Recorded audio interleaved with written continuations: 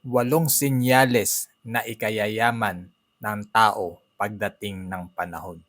Number 1, marunong mag-ipon. Hindi lahat ng kumikita ay yumayaman, pero lahat ng yumayaman marunong mag-ipon. Kung disiplina ka sa paghiwalay ng pera bago gumastos, malaking senyales na aakyat ang yaman mo. Number 2, may multiple source of income.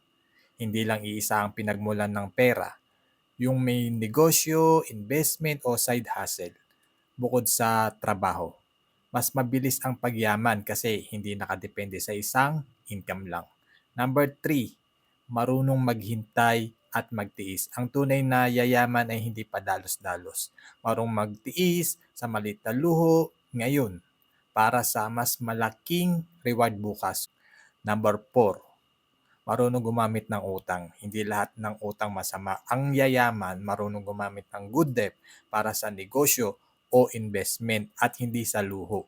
Ginagawa nilang tool ang utang para lumago, hindi para mabaon. Number 5, may tamang circle ng tao. Kung ang kasama mo ay puro reklamador at walang ambisyon, madadamay ka rin. Pero kung kasama mo ay nag-iisip ng negosyo, investments at self-growth, nahahawa ka sa ganda ng mindset.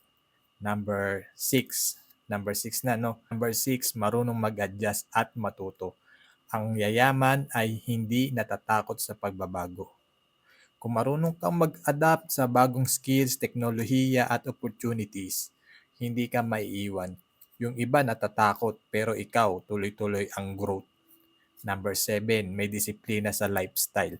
Kahit lumaki ang income, kung lifestyle ang lumalaki, ubos din. Pero kung marunong kang i-manage ang gastos at hindi nagpapadala sa inggit, tiyak na makakaipon at makakapag-invest ka. Number 8, marunong mag-invest sa sarili. Ang pinakamahalagang asset ay hindi negosyo o pera, kundi sa sarili mo. Kung nag-aaral ka, nagbabasa, nag-a-attend ng financial seminar, ng skills, lalaki rin ang kita mo. Mga kaibigan, ang pagyaman ay hindi magic o swerte lang.